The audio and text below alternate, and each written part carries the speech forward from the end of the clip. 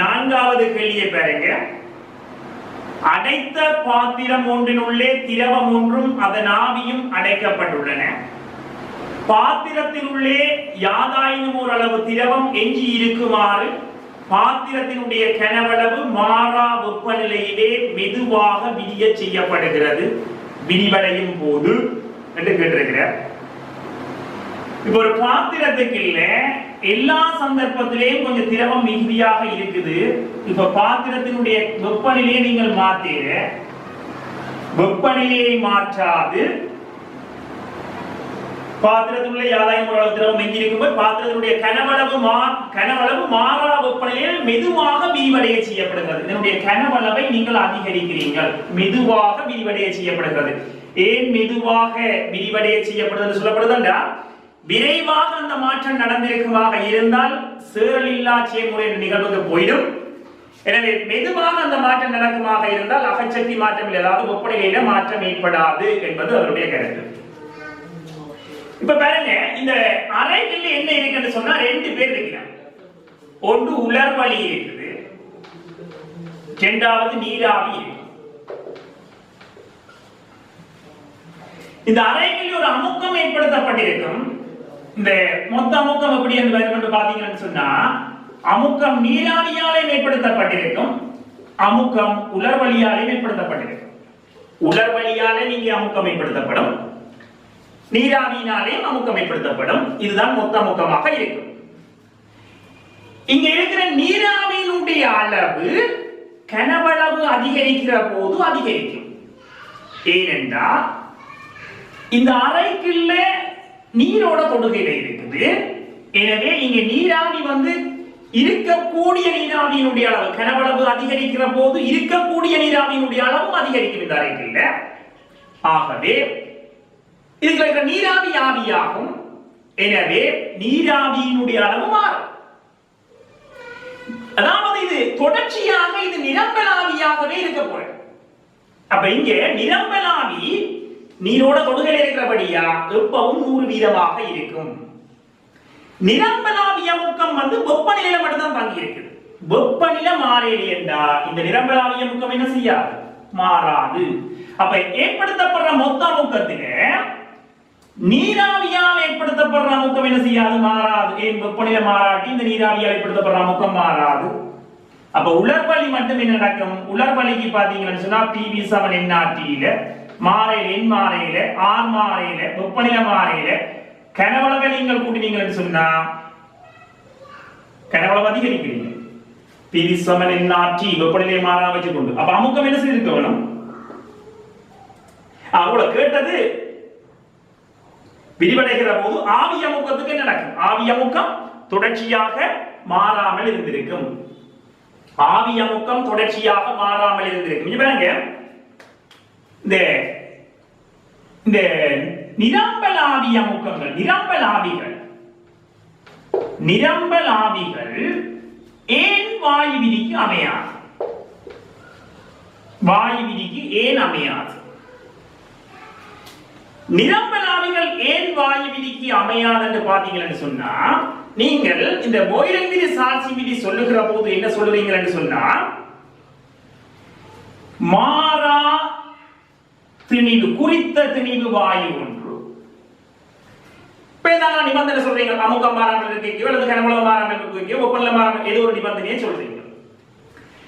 இப்ப நிரம்பலாவிகளை பாத்தீங்கன்னு சொன்னா வெப்பநிலை மாறுகிற போது இந்த அறையின் வெப்பநிலை மாறாமல் வச்சிருக்கீங்களாக இருந்தா 1 மீட்டர் கியூப்ல நிக்கக்கூடிய நீராவியின் அளவும் என்ன செய்யாது, மாறாது. இப்ப இதனுடைய கனவளவை நீங்கள் அதிகரிக்கிற போது என்ன அதிகரிக்கும், இருக்கிற நீராவியின் அளவு அதிகரிக்கும். அதாவது நீராவியினுடைய திணிவு மாறுதா இல்லையா, மாறும். அல்லது இப்படி பார்ப்போம், ஒரு அறைக்குள்ள நீராவி நிரம்பி இருக்குது பூரணமாக. இந்த அறையினுடைய கனவளவை நீங்கள் குறைச்சு கொண்டு வருவீங்களாக இருந்தால் என்ன நடக்கும், அறையினுடைய கனவளவு குறையுமாக இருந்தால் நிக்கிற நீராவியின் அளவு குறைய வரும். ஆகவே என்ன குறையுது, திணிவு குறையுது. ஆகவே நாங்கள் என்ன சொல்லலாது, திணிவுமானது மூலநீக்கமானது. எனவே நாங்கள் சொல்ல முடியாது அது வாயு விதிக்கு வாயு விதிகளுக்கு கட்டுப்பட வேண்டும் என்று சொன்னால் திணிவு அதாவது மூலெண்ணிக்கை மாறுபடக்கூடாது. நீங்கள் தெரிந்து கொள்ள வேண்டியது இதுதான். நிரம்பலாவிகளை பொறுத்தவரையில அவருடைய அமுக்கம் வெப்பநிலையில மட்டும்தான் தாங்கும். வெப்பநிலை மாறியது என்று சொன்னா நிரம்பலாவி அமுக்கம் என்ன செய்யாது, மாறாது. ரைட், அதை மட்டும் தெரிஞ்சு வச்சிருங்க. அடுத்த கேள்வி போவோம். 45வது கேள்வி. ஓகே, 45வது கேள்வியை பாருங்க. இந்த 45வது கேள்வியை நான் செய்யறதுக்கு முன்னம் சில விடயத்தை சொல்றேன் பாருங்க. 45வது கேள்வியை செய்யறதுக்கு முன்ன நீங்க ஒரு விஷயத்தை தெரிஞ்சு கொள்ளுங்க. ஒரு புள்ளி இருக்குது, இதுல ஒரு ஒளி முதல் இருக்குன்னு வைப்போம். இந்த ஒளி முதல்ல இருந்து குறித்த தூரத்தில் 6 மீட்டர் தூரத்தில் இருக்கிற புள்ளியில் இருக்கிற ஒளிச்செறிவு என்னென்று கேட்டால், ஒளிச்செறிவு என்பது ஒரு அலகு பரப்பினூடாக ஒரு அலகு நேரத்தில் செல்லுகிற சக்தி.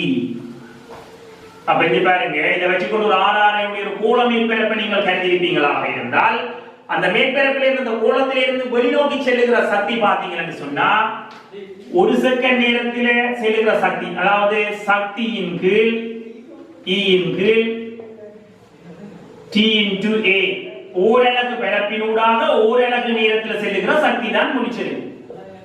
அப்ப I சமன் E க்கு பதிலா ஓரலகு E இன் கீழ் T தான் என்ன வேல்யூ P over A என்று பார்த்திருப்பீங்க. P over A க்கு பதிலா கோள பரப்பு 4 pi r squared என்று பார்த்திருப்பீங்க. Right, 4 pi r squared. ஆகவே I நேர்வித Saman 1 over r squared. இந்த விடயத்தை முதல்ல நீங்கள் நினைவில் வச்சுக் கொள்ள வேண்டும். நான் இந்த கேள்வியை பற்றி சில விஷயத்தை கலைக்கிறதுக்கு காரணம், இந்த கேள்வியில உங்களுக்கு ஒவ்வொரு வருஷமும் ஒவ்வொரு கேள்வி வரும். இந்த விடயத்தில் இந்த ஒளிச்செறிவு சம்பந்தமான விடயத்தில். ரைட், அப்ப உங்களுக்கு இதுல தெரிய வேண்டிய முதலாவது விஷயம் என்னன்னு பாத்தீங்கன்னா, ஒளிச்செறிவு ஒரு தூரத்தோட எப்படி மாறுது என்று பாத்தீங்கன்னு சொன்னா I நேர்வித Saman 1 over r squared. இரண்டாவது ஒளிச்செறிவு மட்டம் என்ற ஒரு விஷயத்தை பார்த்திருப்பீங்கள். ஒளிச்செறிவு மட்டத்தை நீங்கள் டெசிபல் அளப்பீங்கள். அதாவது பீட்டா என்னது சமன் என்று பாத்தீங்கன்னா 10 log 10 I over I நோட்டுக்கு சமன் என்று எழுதி கொள்வீங்க. இப்ப ஒளிச்செறிவில் ஏற்படுற மாற்றம் என்ன ஒரு சமன்பாடு படிச்சிருப்பீங்க. பீட்டா 2 minus பீட்டா 1 சமன் 10 log 10 I2 இன் கீழ் I1 என்று எழுதிருப்பீங்க. இந்த மூன்று சமன்பாடும் உங்களுக்கு கண்டிப்பாக தெரிந்திருக்க வேண்டும். இந்த மூன்று சமன்பாடும் கண்டிப்பாக உங்களுக்கு தெரிந்திருக்க வேண்டும். ரைட், இதுல ஒரு கேள்வி கண்டிப்பா ஒவ்வொரு வருஷமும் வரும். இந்த மூன்று சமன்பாடு உங்களுக்கு தெரியும்னா இந்த கேள்விக்கு போகலாம். இப்ப கேள்விக்குள்ள போறேன். 10 சர்வசம பொறிகள் தரப்பட்ட புள்ளி ஒன்றிலே குறித்த ஒளிச்செறிவு மட்டத்தை உண்டாக்குகின்றன. அந்த ஒளிச்செறிவு மட்டத்தை 10 டெசிபலினால் குறைப்பதற்கு செயற்படுத்தாமல் நிப்பாட்டப்பட வேண்டிய பொறிகளினுடைய எண்ணிக்கை கேட்கப்பட்டிருக்கிறது. உங்களுக்கு டெசிபலில 10 ஏற்பட வேண்டும். இப்ப பாருங்க, பீட்டா 2 minus பீட்டா 1 சமன் 10 சமன் 10 log 10 I2 இன் கீழ் I1 க்கு போவோம். இவரையும் நீங்க உங்களுக்கு ஒன்று பெற வேணும். ஒன்று பெற வேணும் என்று சொன்னா I2 இன் கீழ் I1 ஒன்று பெற வேணும். அப்படிதானே? I2 இன் கீழ் I1 ஒன்று பெற வேணும். இப்ப இருக்கிறவரை விட ஆரம்பத்தில் இருக்கிறவர் எத்தனையாக இருந்தா ஒன்று வந்திருக்கும்? 10 மடங்காக இருந்திருந்தா வந்திருக்கும். நாங்கள் என்ன செய்ய போறோம்? 10 டெசிபலினால் குறைப்பதற்கு B2 minus B1 10 ஆக இருக்க வேண்டும் என்றா 10 log 10 இப்படி எழுதியிருப்பீங்க. I2 இன் கீழ் I1 ஒரு ஒளி முதலாளி ஏற்படுத்தப்படுவதை நீங்கள் ஒன்று சமன் log 10. இப்ப இருக்கிறது எண்ணிக்கையானதை நீங்கள் ஆரம்பத்தில் வச்சிருந்தீங்க. ஆரம்பத்தில் 10 இருந்தது. 10 ஒளி முதல்களினால் ஏற்படுத்தப்பட்டதுன்னா உங்களுக்கு 10i என்று வந்திருக்கும். இப்ப இருக்கிறது n into I, இதுதான் இப்படி வந்திருக்கும். ஐயும் ஐயும் வெட்டுப்பட்டிருக்கும். அப்ப இப்ப இருக்கிற பொறிகளினுடைய எண்ணிக்கை என்னென்னு பாத்தீங்கன்னா 1 என்று வந்திருக்கும். ஆகவே நிறுத்தப்பட வேண்டியது 9 பொறிகளாக இருந்திருக்கு. ரைட், 9 பொறிகள் நிறுத்தப்பட வேண்டியதாக இருந்திருக்கு. ரைட், அடுத்த கேள்வி இதே ஒரு கேள்வி ஒன்று செய்யுங்க பாப்போம். இப்ப இதோட கேள்வி ஒன்று செய்யுங்க. இது ஒரு ஒளி முதல் இருக்கு. ஒளி முதல்ல இருந்து 1 மீட்டர் தூரத்தில் இருக்கிற புள்ளியில ஒளிச்செறிவு மட்டம், அதாவது ஒளிச்செறிவு மட்டம் பீட்டா என்னன்னு சொல்றாருன்னு சொன்னா 30 டெசிபல். இந்த புள்ளி A இருந்து மேலும் ஒரு 9 மீட்டர் தூரத்தில் இருக்கிற புள்ளி, 9 மீட்டர் தூரத்தில் இருக்கிற புள்ளி B யில ஒளிச்செறிவு மட்டம் என்ன என்பது கேள்வி. எப்ப இப்ப புள்ளி ஓவிலே ஒரு ஒளிமுதல் வைக்கப்பட்டிருக்குது. இந்த ஒளிமுதல் ஓவிலே ஒரு ஒளிமுதல் வைக்கப்பட்டிருக்க A யில இருக்கிற ஒளிச்செறிவு மட்டம் தான் 30 டெசிபல். இப்ப இதில 100 ஒளிமுதல்கள் வைக்கப்பட்டிருக்குமாக இருந்தால், 100 ஒளிமுதல்கள் இதே மாதிரி சர்வசமனான 100 ஒளிமுதல்கள் வைக்கப்பட்டிருந்தால் B யில் ஏற்படுத்தப்படுற ஒளிச்செறிவு மட்டம் என்ன, இதில் இருக்கிற ஒளிச்செறிவு மட்டம் என்னன்றது கேள்வி. B யில பீட்டா B தற்சமயம் என்னன்னு கேட்கப்பட்டிருக்கு. ட்ரை பண்ணுங்க. Okay good.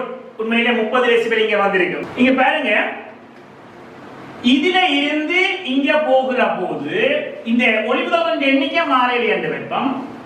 இப்ப ஆரம்பத்தில் ஒளிச்செறிவினுடைய பெருமன் 1 தர 10 உங்களுக்கு 30 டெசிபல் பெருமன் வந்தா 10 வந்திருக்க வரும். அதாவது I னுடைய பெருமன் என்னன்னு பாத்தீங்கன்னு சொன்னா, அதாவது I இன் கீழ் I நோட் தான் உங்களுக்கு 13 மடங்கு வந்திருக்க வரும். இது 10/12. ஆகவே 10/9 இருந்திருக்க வேணும். 10/9 ஆக இருந்திருக்க வேணும். அப்பதான் உங்களுக்கு என்ன வந்திருக்கு? 30 டெசிபல் வந்திருக்கு. சரிதானே சார்? ரைட். இப்ப நீங்க இங்க இருந்து இங்க போகிற போது தூரம் 10 மடங்கு ஆகும். தூரம் 10 மடங்கு ஆகி I நேர் சமம் என்ன? 1/r². I என்ன செய்ய போகுது? இங்க இருக்கிற I டேஷ் வந்து 1 தர 10/9 1/100 மடங்கு ஆகும். இப்ப இதுக்கு பதிலா 100 ஒளிமுதல்களை நீங்கள் இங்க வைக்கிற போது இதன் 100 மடங்கு ஆகும். அப்ப இன்டு I 100 மடங்கு ஆகும். அப்ப இந்த 100 கேன்சல் ஆயிடுச்சுடா, I ல மாற்றம் இல்லை. ஆகவே இங்க இருக்கிற I தான் இங்க இருந்திருக்கு. இப்ப அந்த 30 டெசிபல் ஆக இருந்தது. சரியா? ரைட். நான் அந்த 2000 ஆண்டு கேள்வியில செய்ததில் நான் மாறி போட்டிருக்கிறேன். பாருங்க, நீங்கள் கண்டுபிடிச்சிருப்பீங்கன்னு நினைக்கிறேன். நீங்க திருப்பி இருப்பீங்கன்னு நினைக்கிறேன். நான் என்ன செய்தேன்னா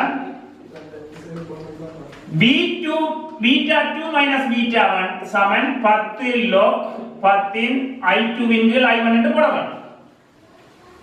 I2 இன் கீழ் I1 beta 2 minus beta 1. இப்ப ஆரம்பத்தில் இருந்ததிலிருந்து இப்ப இருக்கிறத கழிக்க போறேன். ஆரம்பத்தில் இருந்ததிலிருந்து இப்ப இருக்கிறத கழிக்க உங்களுக்கு 10 வருது. 10 log 10 ஒரு ஒளிமுதல் இருந்தா 10 I இன் கீழ் n into I என்று வந்திருக்கும். இந்த 10 படிப்பீங்க. ஆகவே 10 1ஆம் அடுக்கு உங்களுக்கு 10 இன் கீழ் n என்று வந்திருக்கும். n சமன் 1. இப்ப இந்த ஒளிமுதல்களின் எண்ணிக்கை 1. ஆகவே நிறுத்தப்பட வேண்டியது 9 ஒளிமுதல்களாக இருந்தது. ரைட். 46வது கேள்விக்கு போவோம். சாதாரண கண் ஒன்றின் வில்லையின் உயர் குவிய தூரம் 2.5 சென்டிமீட்டர் ஆகும். அண்மை புள்ளி 25 சென்டிமீட்டர் எனில் கண் வில்லையின் இழிவு குவிய தூரம் ஏறத்தாழ என்று கேட்கப்பட்டிருக்கிறது. இப்ப சாதாரண கண் வில்லையில உயர் குவிய தூரம் எப்ப இருந்திருக்கும்? இவர் அண்மை புள்ளி வந்து 25 இருந்து வருகிற கதிர்களை 2.5 சென்டிமீட்டர்ல விழுந்திருக்கலாம். முடிவிலே இருந்து வர கதிர்களை 2.5 விழுந்திருக்கலாம். இங்க கண் தளர்வாக இருக்கும். இங்க கண்ணுக்கு நோவு ஏற்படுத்தும். அதாவது கிட்ட இருக்கிற வருகிற கதிர்கள் வரும்போது குவிய தூரத்துக்கு என்ன நடக்கும்? அங்க இருந்து வருகிற சமாந்தரமாக இருக்க நடக்கும். ரைட். இப்ப இது 25, இது 2.5. இந்த நேரத்திலே பெற்ற குவிய தூரம் என்னன்றதான் கேள்வி. இந்த நேரத்திலே பெறக்கூடிய குவிய தூரம் என்னன்றதான் கேள்வி. ஆகவே நாங்கள் இந்த கண்ணிலை என்னத்தை பயன்படுத்திருக்கலாம்? 1 இன் கீழ் V மைனஸ் 1 இன் கீழ் U சமன் 1 இன் கீழ் F பயன்படுத்திருப்பீங்க. 1 இன் கீழ் பிம்ப தூரம் இங்கால இருக்குது, மைனஸ்ல இருக்குது. அப்ப மைனஸ் 1 இன் கீழ் 10⁻⁵ சம் மைனஸ் பொருள் தூரம் 25 சமன் 1/f. அப்ப 25 கோமசி. அப்ப உங்களுக்கு பாத்தீங்கன்னா சொன்னா -10 - ஒன்று சமன் 1/f வந்தது. f சமன் 25 சாரி 11 வந்திருக்கும் போல அந்த பெருமன் 10.3 சென்டிமீட்டர் வந்தது. ஃபீல்ட் ஒர்க் சென்டர்ல பக்கத்துல ஒரு கேள்வி வந்தது. 47வது கேள்வி வந்திருக்கு நினைக்கிறேன். நாங்கள் ஒரு கேள்வி வந்து கேட்டிருந்தா கூட ஃபீல்ட் ஒர்க் சென்டர்ல 47வது கேள்வி சொன்னாங்க என்னன்னா, ஒரு எளிய வில்லை ஒன்று இருக்கு. அந்த வில்லையினுடைய குவிய தூரம் 10 சென்டிமீட்டராம். வில்லையினுடைய குவிய தூரம். கண்ணினுடைய அண்மை புள்ளி 30 சென்டிமீட்டராம். உயர் கோண பெரிதாக்கத்தை பெறுவதற்கு பொருள் எங்க வைக்க வேண்டும், பொருள் தூரம் என்னன்னு கேட்கப்பட்டது. ஞாபகம் இருக்கா? சரி பாத்தீங்களா? ரைட். நான் உங்களுக்கு முதல் கோப்பில சொல்லியிருப்பேன், உயர் உருப்பெருக்கம் எளிய நுணுக்கு காட்டிய எளிய வில்லியோட பொறுத்த வரையில d/f + 1 என்று சொல்லியிருக்கோம். ஆகவே உயர் உருப்பெருக்கம் இருக்க வேண்டும்னா 30 சென்டிமீட்டர் 30/10 + 1, அதாவது உயர் உருப்பெருக்கத்தினுடைய பெருமன் பாத்தீங்கன்னு சொன்னா 4 என்று வந்திருக்கு. உயர் உருப்பெருக்கம் 4ஆக இருக்குமாக இருந்தால் உங்களுக்கு உருப்பெருக்கத்தினால என்ன சொல்லலாம் என்றால் பிம்ப தூரத்தின் பொருள் தூரம் என்று சொல்லலாம். உருப்பெருக்கம் 4, பிம்ப தூரம் உங்களுக்கு தெரியும், கண்ணுடைய தெளிவு பார்க்க எளிய தூரம், அதாவது 30 சென்டிமீட்டர் இந்த கேள்வியில் தரப்பட்டிருக்குது. 30/u, u சமன் 30/4, அதாவது 7.5 சென்டிமீட்டர் வரைக்கும் போயிருக்கு. ரைட், இந்த கேள்வி பார்த்துருப்பீங்கன்னு நினைக்கிறேன். சோ அந்த எளிய வில்லியை பற்றி தெரிஞ்சு வச்சிருங்க, கூட்டுணர்வு காட்டியை பற்றி தெரிஞ்சு வச்சிருங்க, வாணியத்திலே காட்டியை பற்றி தெரிஞ்சு வச்சிருங்க. எல்லாத்தினுடைய சமன்பாடுகளும் இன்னொரு சந்தர்ப்பத்தில் திருப்பி சொல்றேன். எளிய நுணுக்கு காட்டியில் 2 சந்தர்ப்பம் இருக்கு. உயர் உருப்பெருக்கம் பெற வேண்டும்னா அந்த உயர் உருப்பெருக்கத்துக்குரிய சமன்பாடு m சமன் d/f + 1. d என்பது தெளிவு பார்வை எளிய தூரம், f என்பது வில்லையுடைய குவிய தூரம், உயர் உருப்பெருக்கத்துக்குரிய சமன்பாடு. அடுத்த கேள்விக்கு போறோம். அடுத்த கேள்வியை பாருங்க, எலக்ட்ரிசிட்டி சம்பந்தமா வந்திருக்கு. இதுல 10 வோல்டேஜ் கொடுக்கப்பட்டிருக்கிறது. இங்க உங்களுக்கு புவித்தொடுப்பு செய்யப்பட்டிருக்குது. இலட்சிய வோல்ட்மானி ஒன்று இணைக்கப்பட்டிருக்குது. இங்க பிளஸ் முடியலாம், இங்க மைனஸ் முடியலாம். ரைட். கேள்வி என்னன்னு சொன்னா, ஆரினுடைய பெருமானம் 0 இருந்து 10,000 ஓம் வரை அதிகரிக்கிற போது வோல்ட்மானியுடைய வாசிப்பு என்ன? ஆரினுடைய பெருமன் 0 இருந்தால் என்ன நடக்கும்? 10,000 ஓமுக்கு கொண்டு போனீங்கன்னா என்ன நடக்கும்? இந்த வோல்ட்மானியுடைய வாசிப்புக்கு என்ன நடக்கும் கேட்கப்பட்டது. இப்ப பாருங்க, இப்ப வோல்ட்மானி இலட்சியமானதாக இருக்கிற பட்சத்தில் இதனால வர மின்னோட்டம் இங்க போகாது, இங்கதான் வந்திருக்கு. இப்ப இந்த தடைக்குள்ள வர மின்னோட்டம் தான் இந்த தடைக்குள்ளே போகும் வேண்டாம். இதுக்குள்ள விழுகிற அழுத்தத்திலும் விட, அதாவது அழுத்தம் என்பது தடைக்கு நேர் சமனாக இருக்க வேண்டும். இவர் 0, 250, இது 780. இந்த தடையும் கூட இந்த தடை 3 மடங்கு. ஆகவே இதுக்குள்ள விழுகிற அழுத்தத்திலும் விட இதுக்குள்ள 3 பங்கு அழுத்தம் விழுது. அப்ப இதுக்குள்ள x, இதுக்குள்ள 3x என்றா 4x இந்த பெருமன் தான் 10 வோல்டேஜ். ஆகவே x இனுடைய பெருமன் 10.5 வோல்டேஜ். இப்ப இதில இருக்கிற அழுத்தம் உங்களுக்கு தெரியும் 10.5 வோல்டேஜா இருக்கு. பாருங்க சரியானது. இது 0 இருக்குது, இது 2.5 இருக்குது. இதுல கூட 3 பங்கு 7.5 இருக்கணும். இங்க 2.5, இங்க 10. ஆகவே அழுத்தம் வரப்படுங்க 7.5 இருக்கு. இந்த புள்ளியில இருக்கிற அழுத்தத்துல பிரச்சனை இல்லை உங்களுக்கு. இப்ப இந்த தடையினுடைய பெருமானம் 0 இருந்தால் இங்க இருந்து வர மின்னோட்டம் இந்த தடைக்குள்ள போகுமா, இங்க வருமா? இதுல மின்னோட்டம் போகாது என்பது நம்பி மின்னோட்டம் இந்த திசையில வந்திருக்கும். இவர் 0 இருந்தால் இதுல இருக்கிற அழுத்தம் 0, அப்படியே நேர இங்க இருக்கிற அழுத்தம் 0, இங்க இருக்கிற அழுத்தம் 0. ஆகவே வோல்ட்மானியுடைய வாசிப்பு என்பது பிளஸ் முடிவிடத்துக்கும் மைனஸ் முடிவிடத்துக்கும் இருக்கிற அழுத்த வித்தியாசம். பிளஸ் முடிவிடத்தில் இருக்கிற அழுத்தம் 2.5 மைனஸ் மறை முடிவிடத்தில் இருக்கிற அழுத்தம் 0. ஆகவே வோல்ட்மானியுடைய வாசிப்பு உங்களுக்கு 2.5 வோல்டேஜ் வாசிப்பு. ஏன் பிளஸ் 2.5 0, ஆகவே 2.5 வோல்டேஜ் வாசிப்பு. ரைட். இப்ப நீங்கள் இந்த தடையினுடைய பெருமானம் 10,000 ஓமுக்கு கொண்டு வந்தீங்கன்னு சொன்னா என்ன நடக்கும்? இதால வர மின்னோட்டம் இங்கதான் வருமே தவிர, இந்த 100 ஓமுக்குள்ளதான் வருமே தவிர இந்த தடைகளை வராது. இந்த தடையோடு ஒப்பிடுங்க இது 10 மடங்கிலும் விட பெரிதாக இருப்பதனால இங்க மின்னோட்டம் வராது. அதனால் இல்லை என்றே கருதலாம். இல்லை என்று கருதி இருந்தீங்க என்று சொன்னால் இப்ப இது 100 ஓம் இது 100 ஓம் இங்க வார மின்னோட்டம் 2 தடையிலும் சமன். இதுக்குள்ளையும் சம அழுத்தம் விழுந்திருக்க வேண்டும். ஆகவே இங்க +5 வோல்டேஜ் இருக்கும் பாருங்க. இதுக்குள்ள விழுகிற அழுத்தம் இதுக்குள்ள விழுகிற அழுத்தமும் சமனாக இருக்க வேண்டும். இங்க விழுகிற அழுத்தத்திலும் கூட இது 100 ஓம் இது 100 ஓம் மற்றபடி இதுக்கு x 10x தான் மொத்தமா 10 வோல்டேஜ். ஆகவே x இனுடைய பெருமானம் 5 இது 0. ஆகவே 5 வோல்டேஜ் இருக்கும். இந்த சந்தர்ப்பத்தில் வோல்ட்மானிகள் நேர்முடி விடத்தில் இருக்கிற வாசிப்பு இருந்து மரமுடி விடத்தில் இருக்கிற வாசிப்பை கணியுங்க. நேர்முடி விடத்தில் இருக்கிற வாசிப்பு 2.5 மைனஸ் மரமுடி விடத்தில் இருக்கிற வாசிப்பு 5. ஆகவே -2.5 வோல்டேஜ் வாசிப்பு. ஆகவே வோல்ட்மானியுடைய வாசிப்பு என்பது 2.5 வோல்டேஜில் இருந்து -2.5 வோல்டேஜுக்கு மாறும். ரைட், அடுத்த கேள்விக்கு போவோம். அடுத்த கேள்வி ஒரு எலக்ட்ரிக் டிரான்சிஸ்டர் சம்பந்தமாக கேட்கப்பட்டிருக்கிறது. டிரான்சிஸ்டரை பற்றி நிறைய பேருக்கு விளக்கம் இருக்காது. என்ன படிக்காமல் இருக்கிறீங்க சொல்லணும். ஓகே, டிரான்சிஸ்டரை பற்றி பார்ப்போம். ஒரு டிரான்சிஸ்டரில் 3 முடிவிடங்கள் இருக்கு. Base, emitter, collector. இந்த டிரான்சிஸ்டர் பற்றி பார்த்துட்டு போங்க. நம்ம பொது காலி விதியலாக்கி சுற்ற பற்றி பார்ப்போம். ஒரு டிரான்சிஸ்டரில்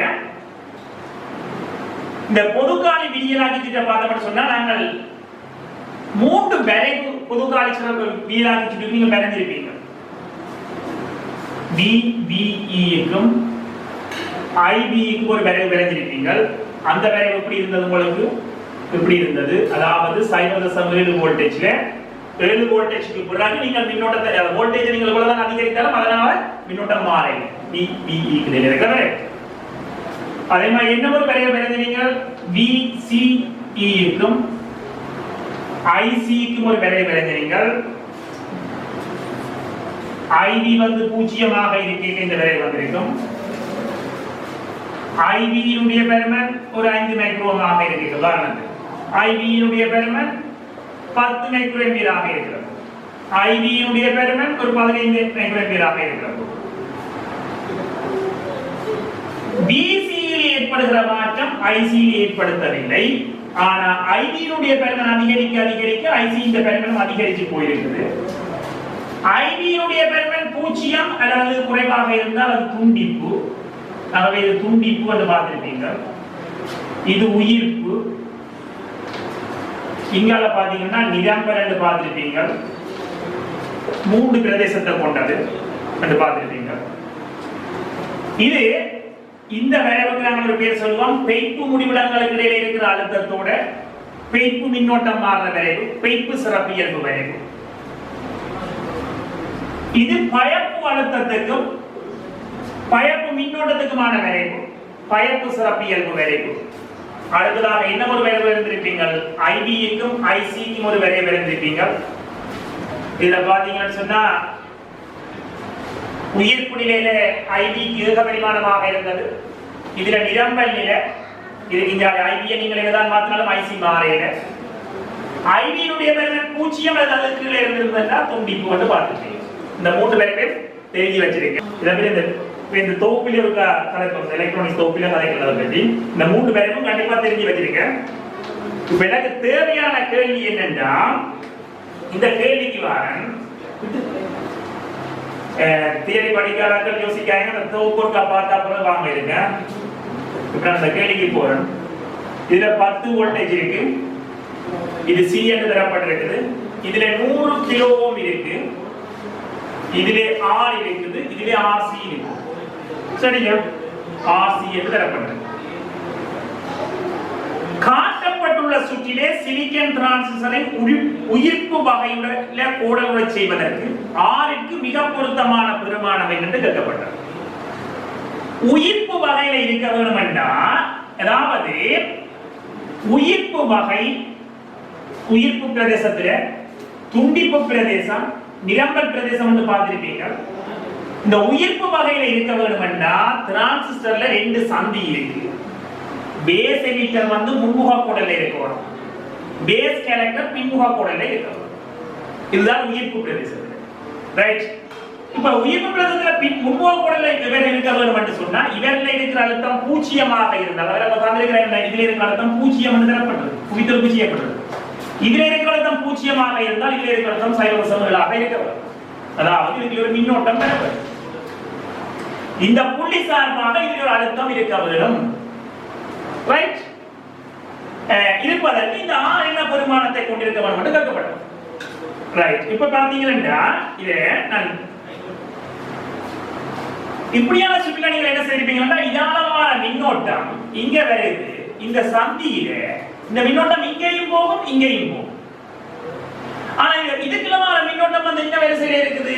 மிகச்சிறிய வரிசையில இருக்குது, அதாவது மைக்ரோஆம்பியர் வரிசையில இருக்குது. அதனால நான் இதுக்குள்ள போற மின்னோட்டத்தை நான் என்ன செய்யலாம்? புறக்கணிச்சு இந்த மின்னோட்டம் முழுவதும் இங்க வருதுன்னு எடுப்போம். எடுத்திருந்தால் இது இந்த தலைக்குள்ளே இந்த தலைக்குள்ளே எவ்வளவு அழுத்தம் தான் எவ்வளவு? 10 வோல்டேஜ். அப்ப இந்த தலைக்குள்ளே எவ்வளவு விழுது? அது எனக்கு எவ்வளவு சமனா இருக்கணும்? சைவசமலுக்கு சமனா இருக்கும். ஏன்? இதுக்குள்ள சைவசமலுக்கு எவ்வளவு? இவர் முன்முக கோடல்ல வரும். அப்ப இவர் பூஜ்ஜியம் என்றால் இதுல சைவசமல் இருக்க வேணும்.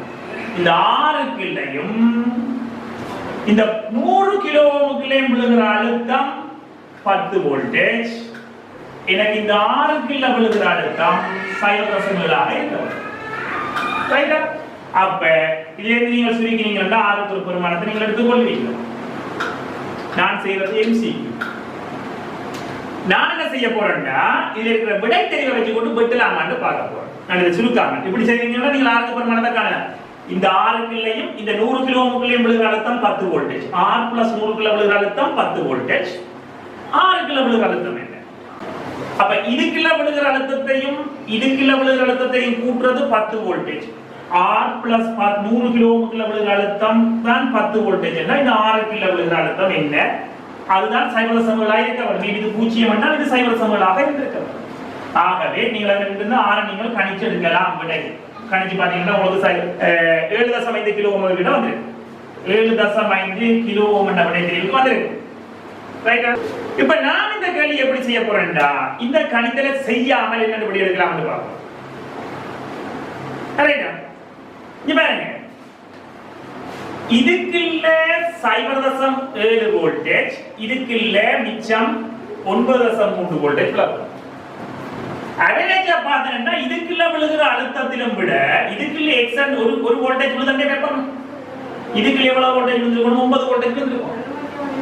1 வோல்டேஜ் விழ வேணும்னா இந்த தடையிலும் விட இவர் 9 மடங்கா இருக்கும்.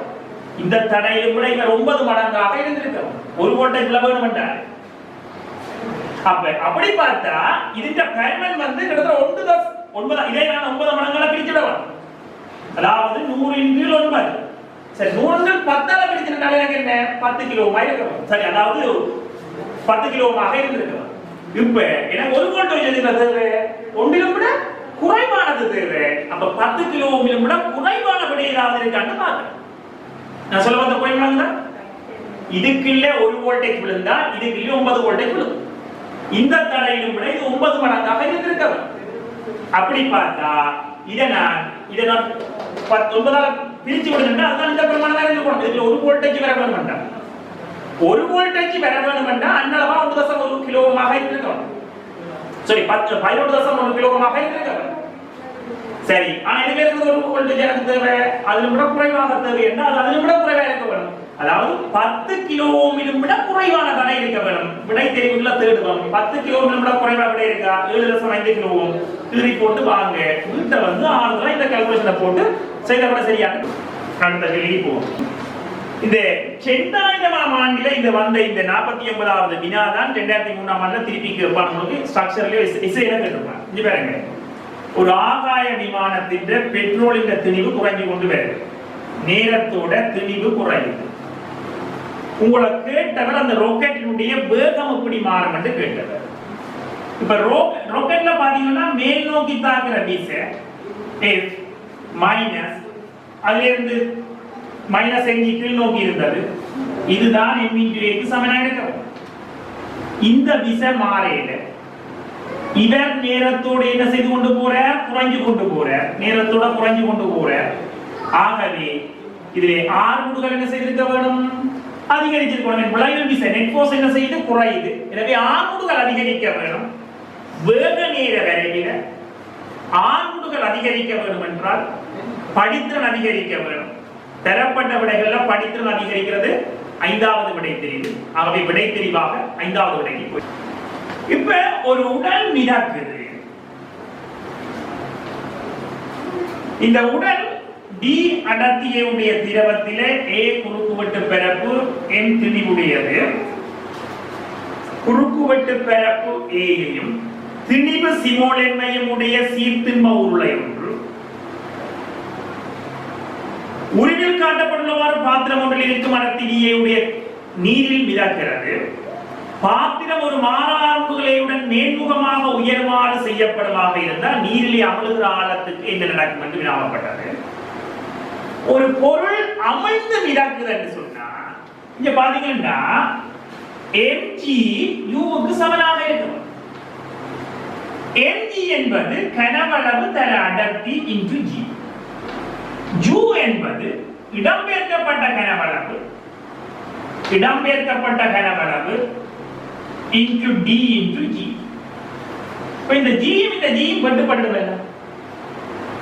வெட்டுப்பட்டா v into rho அமிழ்தானம் into d க்கு சமனாக இருக்கும். இப்ப இங்கால நீங்கள் g plus என்று போட்டா அங்கால g plus என்று போட்டிருப்பீங்க. வெட்டுப்படும். இங்கால g minus என்று போட்டா அங்கால g minus என்று போட்டிருப்பீங்க. ஆகவே இந்த g ல ஏற்படுகிற மாற்றம், அதாவது g டேஷில் ஏற்படுகிற மாற்றம் என்ன செய்யாது, தீர்மானிக்காது எவ்வளவு தூரம் அமிழ்ந்திருக்கிறது ரெண்டு பக்கம் வெட்டுப்படும். ஆகவே அடர்த்தி தர மொத்த கனவளவு அமிழ்கிற கனவளவு தர மற்றவற்றை அடர்த்தியாக இருக்குமே தவிர ஆர்முடுகள்ல மாறா தூர ஆர்முடுகள்ல தங்கேடு. எனவே மாறாமல் இருக்கும் என்ற விடை தெரிவுக்கு போயிருக்கீங்க. ரைட். 51வது வினாவுக்கு போ.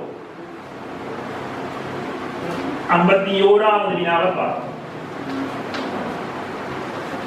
இதுல 51வது வினாவை பாத்தீங்கன்னு சொன்னா ஒரு தரப்பட்டிருக்கு. இதுல இந்த திசையில நீங்கள் p என்ற ஒரு திசையை கொடுக்குறீங்க. இந்த திசையில p என்ற ஒரு திசையை கொடுக்குறீங்க. இந்த உடல்ல மத்திய பிரதேசத்துல இந்த மத்தியில தாக்கமா இருக்கு. இதுல p என்ற ஒரு திசையை கொடுக்குறீங்க. இதுல மறுதாக்கம் இப்படி 6 தரப்பட்டிருக்குது. இவர் 45 தரப்பட்டிருக்கிறார். ரைட். இப்போ உங்களுக்கு கேட்கப்பட்டது உருவில் காட்டப்பட்டவாறு கிடை மேற்பரப்பு ஒன்றின் மீது உள்ள திணிவு 2 கிலோகிராமையுடைய பொருள் ஒன்றின் மீது ஒரு விசை P பிரயோகிக்கப்படுகிறது.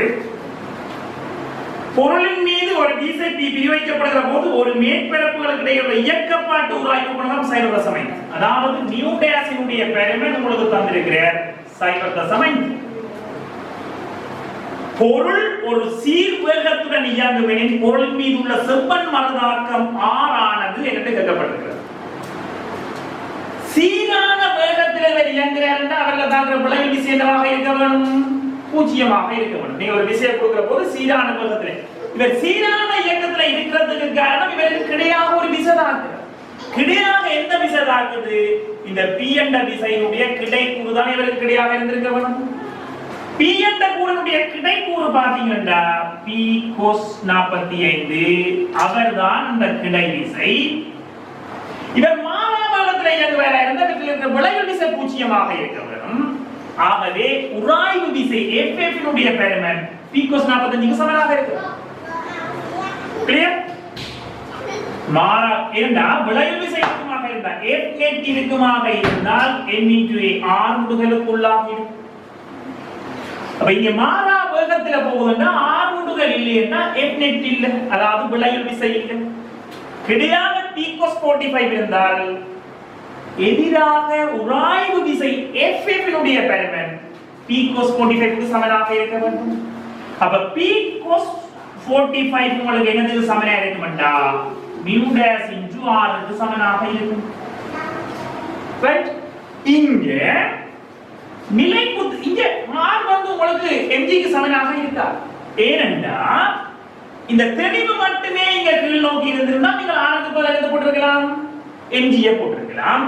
ஆனால் இந்த p cos இதனுடைய நிலைக்குத்து கூறு ஒன்று இருக்குது. p cos 45 தான்.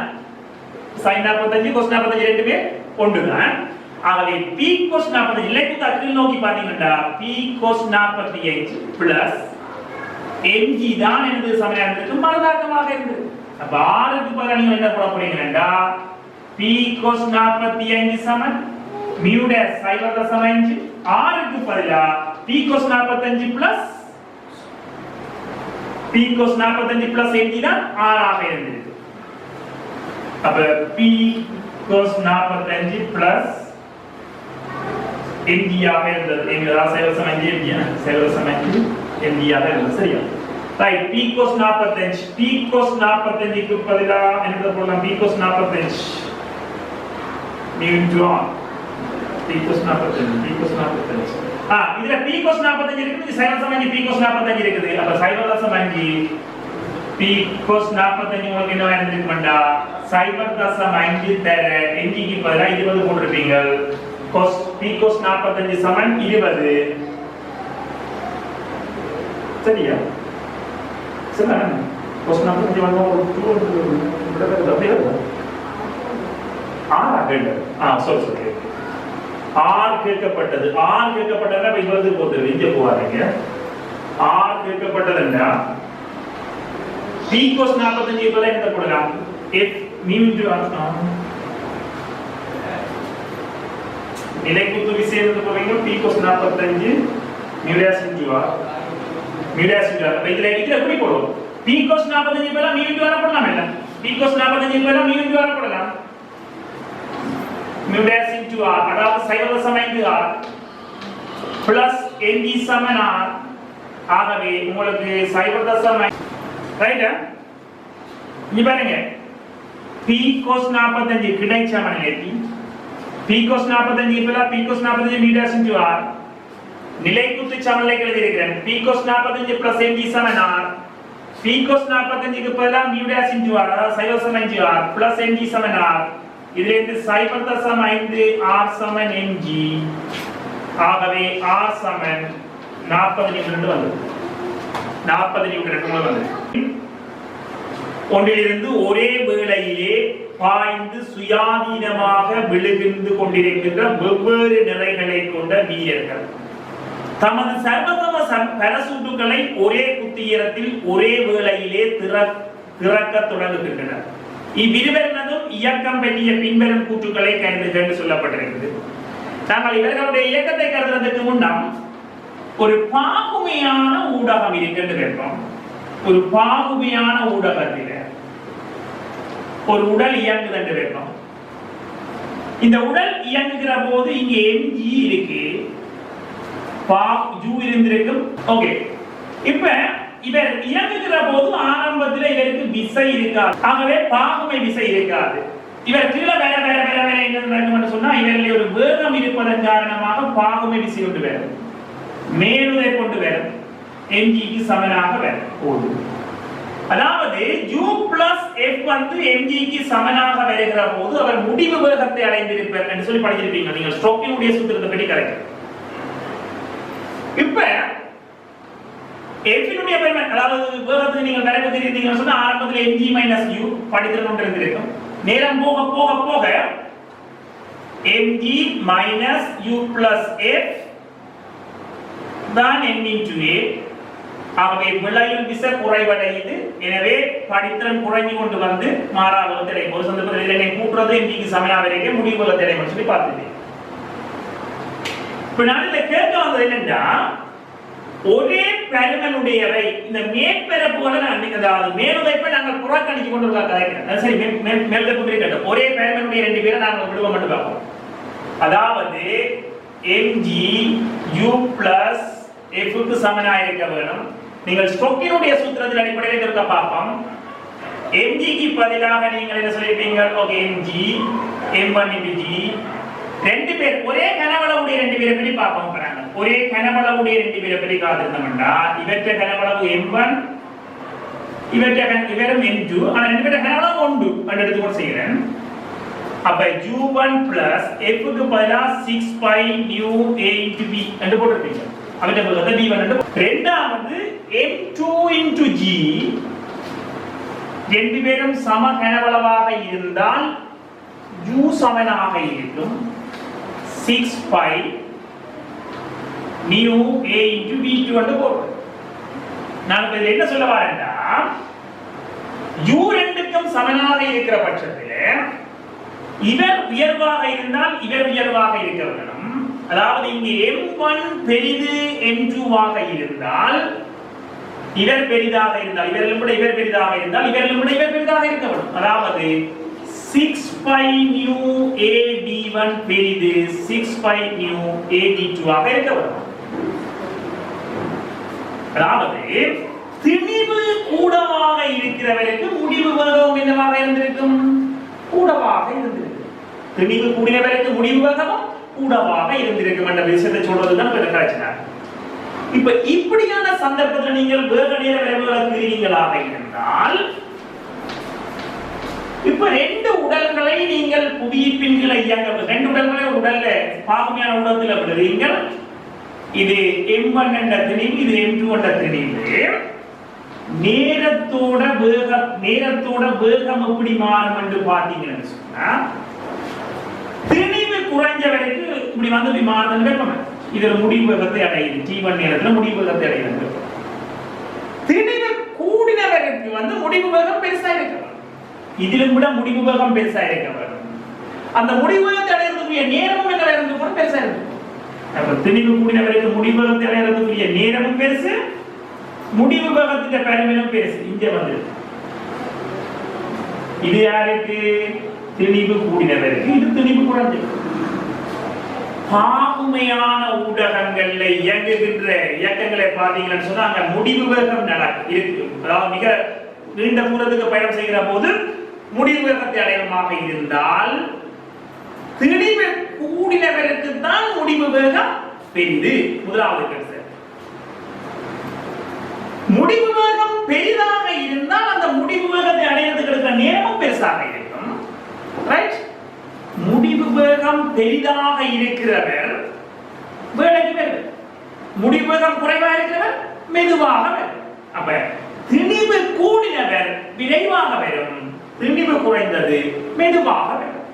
இப்ப இத பாத்தீங்கன்னு சொன்னா இப்ப சாதாரணமாக புவியீர்ப்பின் கீழ் இயங்கக்கூடியவங்களாக இருந்தால் திணிவு கூடினதும் சரி குறைந்ததும் சரி ஒரே நேரத்தில் புவியின் மேற்பரப்புல வந்தது. ஆனா பாகுமைகளை பாத்தீங்கன்னு சொன்னா திணிவு கூடினவருக்கு முடிவு வேகம் பெரிதாக இருக்கும், திணிவு கூடினவருக்கு முடிவு வேகம் பெரிதாக இருக்கும், திணிவு குறைந்தவருக்கு முடிவு வேகம் குறைவாக இருக்கும், திணிவு கூடினவர் விரைவாக வந்து சேரும். ரைட்டோ? இப்ப கேள்விக்குள்ள போவோம். இந்த ஆகாய விமானம் வந்து நீங்கள் இந்த பாராசூட்டை ஒன் பண்ணுகிற போது மேலுதை கொண்டு இயக்கம். அந்த மேலுதைப்பு தான் இங்கு வேகம் குறையறதுக்கு காரணமா என்று பார்த்தீங்கன்னு சொன்னா இல்லை. இந்த மேலுதைப்பு மிக புறக்கணிக்கக்கூடியதாக இருக்கும். பாகுமை விசைதான் இந்த வேகம் அதாவது முடிவேகத்தை அடையறதுக்கு காரணமாக இருக்குது, வேகம் குறைவடைகிறதுக்கு காரணமாக இருக்குது.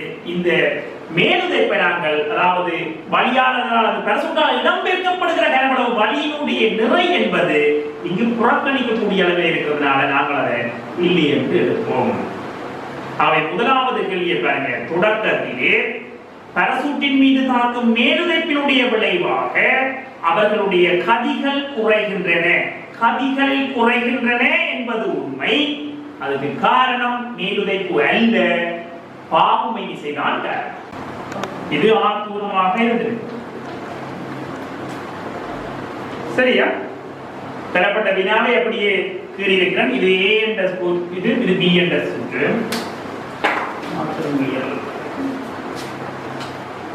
கேள்வி என்னென்றா ஒரு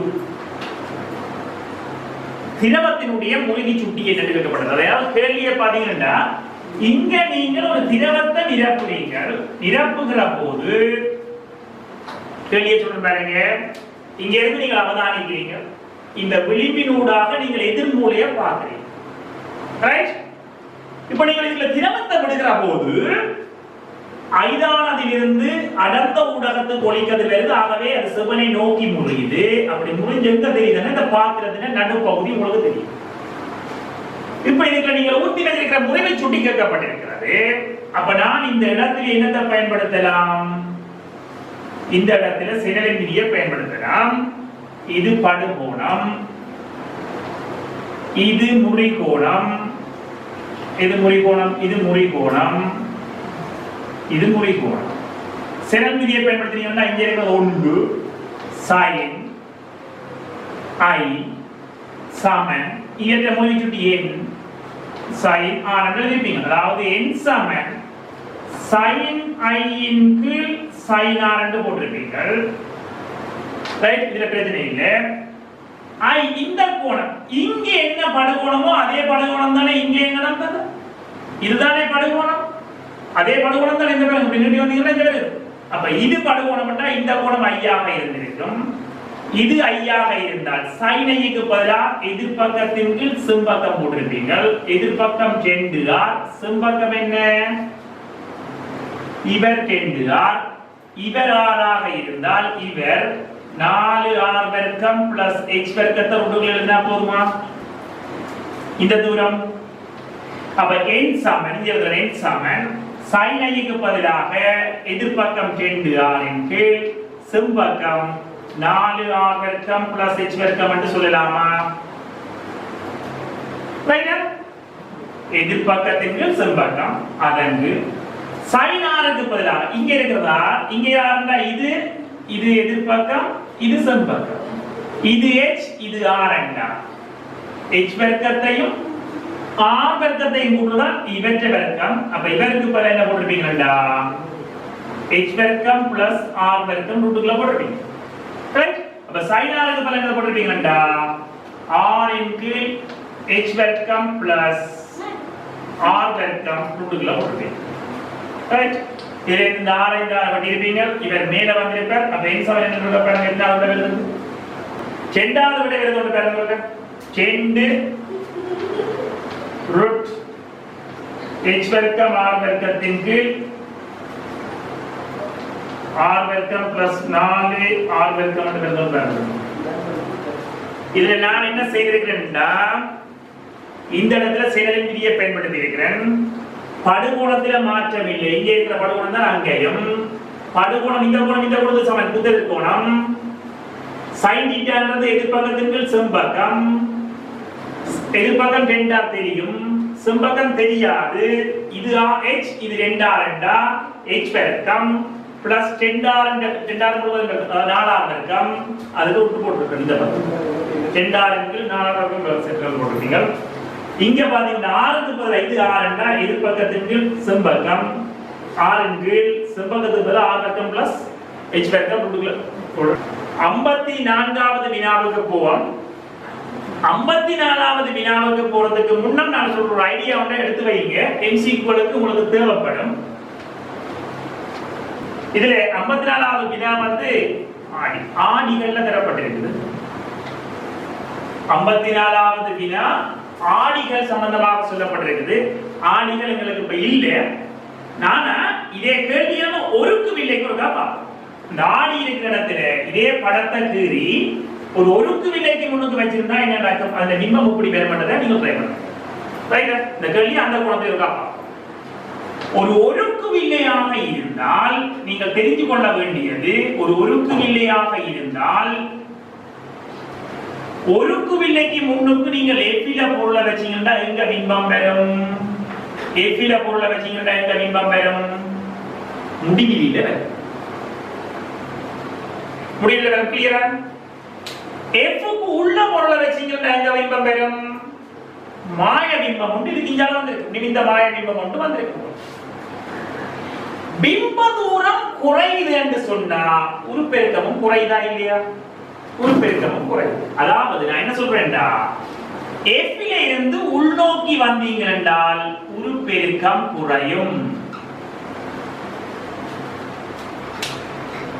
எஃப்ல இருந்து நீங்கள் வெளிநோக்கி போனீங்கன்னா என்ன நடக்கும்டா, இங்க இருந்து இங்கால போனீங்கன்னா என்ன நடக்கும் என்றால் பிம்பம் இங்கால உண்மை பிம்பம் உங்களுக்கு கிடைக்கும். அந்த உண்மை பிம்பம் நீங்கள் இவரை கூட்டிக் கொண்டு போனீங்கன்னா அவர் கிட்ட வரைக்கும், அதாவது பிம்ப தூரம் உங்களுக்கு என்ன செய்ய போகுதுண்டா, பொருள் தூரத்தை கூட்ட இங்கேயும் உருப்பெருக்கம் என்ன செய்யும் என்றால் குறையும். இங்கேயும் உருப்பெருக்கம் என்ன செய்யும், குறையும். அப்ப உங்களுக்கு தெரிய வேண்டியது MCQ பொறுத்தவரையில ஒருக்குவில்லை என்றால் F க்கு உள்ள பொருளை வைத்தால் மாய பிம்பம் வரும், பொருள் இருக்கிற பக்கத்திலேயே வரும், நிமிர்ந்ததாக இருக்கும். F க்கு வெளியில பொருளை வச்சீங்கன்னு சொன்னா தலைகீழான உண்மை பிம்பம் வரும், எதிர்பக்கம் இங்க வரும் தலைகீழான பிம்பம் வரும். ரெண்டுமே F ல இருந்து உள்ளுக்கு போனாலும் சரி, F ல இருந்து வெளியில வந்தாலும் சரி உருப்பெருக்கம் குறையும் என்ற விடயத்தை எடுத்து வச்சுக்கொள்ளுங்க. ரைட்டா? என்ன ஒன்று, ஒரு வில்லையிலே பிம்பமும் ஒரு வில்லையிலே எந்த வில்லையாக இருந்தாலும் பொருளும் பிம்பமும் ஒரே திசையில் இருந்தால், பொருளும் பிம்பமும் ஒரே திசையில் இருந்தால் ரெண்டும் உண்மையாக இருக்க முடியாது, அல்லது ரெண்டும் மாயமாக இருக்க முடியாது. உண்மை பொருளாக இருந்தால் மாய பிம்பம் வந்திருக்கும், மாய பொருளாக இருந்தால் உண்மை பிம்பம் வந்திருக்கும். ரெண்டுமே உண்மையாக இருக்க முடியாது. உண்மை பொருள் உண்மை பிம்பம் என்றால் ஆடியினுடைய ஒரு பக்கத்திலே பொருள் இருக்க வேண்டும், எதிர்பக்கத்திலே பிம்பம் இருக்க வேண்டும். அது எந்த ஆடியாக இருந்தாலும் அது உண்மை. அதாவது உண்மை பொருளும் உண்மை பிம்பமும் ஒரே திசையில இருக்காது, தெரிஞ்சு வைக்கிறீங்க. ஏன்னா இந்த நான் சொல்ற வசனங்களை நீங்கள் மைண்ட்ல ஏத்துறீங்கன்னு சொன்னா சில வசனங்களை பார்த்து குயிக்கா வெட்டி கொண்டு போகலாம் MCQ. அதுக்காக தான் சொல்றேன். உண்மையான பொருளாக இருந்தால் உண்மை பிம்பம் பெற வேண்டும் என்றால் வில்லைக்கு அடுத்த பக்கத்துல பெற. மாய பொருள் இருந்திருந்தால் மாயமான பிம்பம் பெற வேண்டும் என்றால் அடுத்த பக்கத்துல பெற. அதாவது ஒத்தாக்கள் ஒரே திசையில இருக்க மாட்டோம். தெரிஞ்சுக்கணும். ரைட்? தேவைப்படும் போது எரிகிற ஆளுகள்லாம் பார்ப்போம். இது இப்ப விளங்கிட்டு தானே, எம்மில இருந்து உள்ளுக்கு போனாலும் குறையும், வெளியில வந்தாலும் உருப்பெருக்கம் குறையும் என்றதை தெரிஞ்சு வச்சிருக்கேன். இப்போ உங்க கேள்வி கிளியர் தான் போகும். இந்த கேள்வியை நான் பில்லியன் ஆடி வரப்பட்டது பில்லியன் எடுத்துக்கொள்ளுங்கன்னு சொன்னான். அப்ப இந்த கேள்வியை நாங்கள் எப்படி இருக்கா பார்ப்போம். இதே ஒரு ஒருக்கு வில்லை வைக்கப்பட்டிருக்கிறது. இந்த ஒருக்கு வில்லையினுடைய F-க்கும், அதாவது இங்க F இருக்கு, இங்க C இருக்கு, அதுக்கு வெளியில தான் பொருள் இருக்கு, அதுக்கு வெளியில தான் பொருள் இருக்கு. இங்க கதிர்வெளி படம் எல்லாம் கிடையாதுங்க, நான் சொல்ற ஐடியா மட்டும் படிவாங்க. P S Q R. F க்கு வெளியில இருந்தால் பிம்பம் உண்மையானது. பிம்பம் உண்மையானது என்றால் இது உண்மையான பொருள், உண்மையான பிம்பம் பெற வேணும்னா இங்கால வர வேணும், முதலாவது விஷயம். இரண்டாவது விஷயம், அது தலைகீழாக வர வேண்டும். அப்ப நான் என்ன சொல்றேன்னா, இப்போ உதாரணத்துக்கு இவர் வேற ரெண்டு வெப்பம் PQ QR, இந்த QR மட்டும் உருவாக்குறதுக்காக இருக்கா black யூஸ் பண்றேன், black யூஸ் பண்றேன். இப்ப QR இங்கால வருது என்றால் அது உருப்பெருக்குதா இருக்கலாம், உருச்செழுத்ததா இருக்கலாம். இப்ப QR வருது என்றால் இந்த QR வந்து தலைகீழாக இருக்க வேண்டும், அதாவது R dash மேலே இருக்க வேண்டும், Q dash கீழே இருக்க வேண்டும். இந்த கான்செப்ட் விளங்குறதா? முதலாவது நான் இவருக்கு ஒரு பிம்பம் வந்திருந்தால் இவருக்கு தலைகீழாக வந்திருக்க வேண்டும். ரைட்டா? இப்ப நான் சொன்ன ஐடியாக்கு வாங்க. F ல இருந்து வெளியில போக போக என்ன செய்யுது? உருப்பெருக்கம் சின்னதாகும். உருப்பெருக்கம் சின்னதாகுது என்றால் பிம்பத்தின் தூரம் என்ன செய்திருக்க வேண்டும்? கூடி இருக்க வேண்டும். இப்ப இவற்ற பிம்பத்திலும் விட இவற்ற பிம்பம் என்னவா இருந்திருக்க வேண்டும்? கூடவாக இருந்திருக்க வேண்டும். அப்ப இவற்ற பிம்பத்திலும் விட இவற்ற உருப்பெருக்கம் என்னவாக இருந்திருக்க வேண்டும்? அதாவது இவற்ற பெருசு வந்து சின்னதா வந்திருக்க வேண்டும். அதே நேரம் பொருள் தூரமும் கூடுது. அப்ப பிம்ப தூரம் என்ன இருக்கணும்? பிம்ப தூரம் பொருள் தூரம் கூட கூட உருப்பெருக்கம் என்றது பிம்ப தூரத்தின் கீழ் பொருள் தூரம். இவர் குறைகள் என்ற கருத்து பிம்ப தூரம் என்ன செய்யுது? பொருள் தூரம் கூடுது. பொருள் தூரம் கூடுதுன்னா பிம்ப தூரம் என்ன செய்யணும்? கூடி இருக்க வேண்டும். பிம்ப தூரமும் கூடி இருக்க வேண்டும். அப்ப இவற்ற பிம்ப தூரமும் அங்கெல்லாம் பெற போற, அங்கால வர போற, இங்கால வர போற. அதே நேரம் இவர்களும் கூட உருப்பெருக்கம் என்ன இருக்க போகுது? எனக்கு சிறிதாக இருக்க வேணும், சிறிதாக இருந்திருக்க வேணும். அப்ப இப்படி வந்திருக்கணும், தலைகளாக வந்திருக்க வேணும். P dash S dash F இலிருந்து வெளியில போக உருப்பெருக்கம் என்ன செய்ய வேண்டும்? சிறிதாக வர வேண்டும். அதாவது உருப்பெருக்கம் சிறிதாக வர வேண்டும் என்று சொன்னால் இவரிலும் விட இவற்றை பிம்பம் சின்னதாக இருக்க வேண்டும். அப்ப அங்க விடை தெரிவில் நீங்கள் தேடுகிற போது QR இலும் விட PS இனுடைய பெருமன் சிறிதாக இருக்க வேண்டும். மற்றபடி என்ன வேண்டும்? தலைகீழாக இருக்க வேண்டும். மற்றபடி என்ன வேண்டும்? அப்ப உங்களுக்கு கடைசி ரெண்டு விட மிஞ்சும். வெளியில் குறித்த பிரதேசம் ஒன்றிலே x திசை வழியே v இனுடைய மாறல் உருவில காட்டப்பட்டிருக்கிறது. தூரத்தோட v இனுடைய மாறல் O வில இருந்து C ஐ நோக்கி ஒரு ஏற்றத்தை கொண்டு போனீங்கன்னா அந்த தாக்குற திசையை பற்றி கேட்கப்பட்டிருக்கிறது. இங்க பாருங்க f சமன் என்ன? E into q. ஏற்றம் மாறையில ஆகவே திசை நேரிட சமன் மின்புலச்சரிவு. மின்புலச்சரிவுன்றது என்ன? Minus dv into dx. b க்கும் x க்கும் வரையப்படுகிற வரைவினுடைய படித்திறனின் எதிர்ப்புறமானது. இங்க மைனஸ் படித்திறன், ஆகவே மின்புலச்சரிவு பிளஸ். மின்புலச்சரிவு எப்படி மாறுமோ அதே மாதிரி தான் திசை மாறி இருக்கும். மின்புலச்சரிவு இங்க பாத்தீங்கன்னா படித்திறன் மைனஸ் இன்டு மைனஸ் பிளஸ், ஆகவே மின்புலச்சரிவு எப்படி மாறும்னா இங்க பிளஸ் இருக்கும். இங்க இருந்து இங்க வரை மின்புலச்சரிவு என்ன இருந்திருக்கும்? பூஜ்ஜியமாக இருந்திருக்கும். இங்க படித்திறன் plus v into x plus, அதை நீங்கள் ஒரு மைனஸ் ஆகிட்டீங்கன்னா மைனஸ், ஆகவே திசை எதிர் திசையில வந்திருக்கு. மின்புலச்சரிவு எதிர் திசையில வந்திருக்கு. அப்ப இந்த படித்திறன் சமன்டா மின்புலச்சரிவினுடைய மாறலுக்கு வரைவு எப்படி இருக்குமாக இருந்தால் திசைக்கான மாறலும் எப்படி இருக்கும்? மின்புலச்சரிவு ஒத்ததாக இருந்திருக்கும். ஆகவே விடை தெரிவு எப்படி இருக்கு? விடை தெரிவு முதலாவது நீங்கள் வந்து படுக்குது. இதுல பட்டால் இது எந்த பாதையில போகும் என்று கேட்கப்பட்டது. இந்த வினாவை செய்யறதுக்கு முன்னுக்கு நீங்கள் செங்கோண இருசமபக்க அரியம் பற்றி நீங்கள் படிச்சிருப்பீங்க. செங்கோண இருசமபக்க அரியத்திலே 3 விதமான நிகழ்வுகள் நடக்கும். இந்த கோணத்தை இங்க வச்சிருந்தா இந்த கலியை விடுங்க, இந்த கலியை மறந்துடுங்க. நான் சும்மா சில விஷயங்களை தேவைப்படும் எம்சிக்கிறேன்.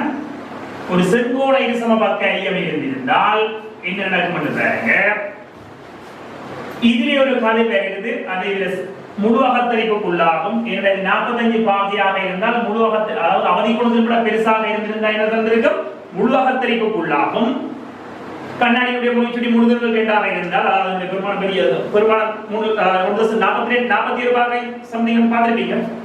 42 இது படுகோணம் வந்து 45ல படுது. முழு அகத்தரிப்புக்குள்ளாக இருக்கும். அதாவது இங்க வார கதிர் இங்கேயும் இங்க வார கதிர் இங்கேயும் வந்திருக்கு என்று பார்த்திருப்பீங்க. அதாவது இந்த 2 கோட்டில இருந்து ஒரு கோட்டை நோக்கி போடுங்க, 2 கோட்டில இருந்து ஒரு கோட்டை நோக்கி போடுங்க, அப்படி வந்திருக்கு. இந்த ஒரு படம் படிச்சிருப்பீங்க நீங்க.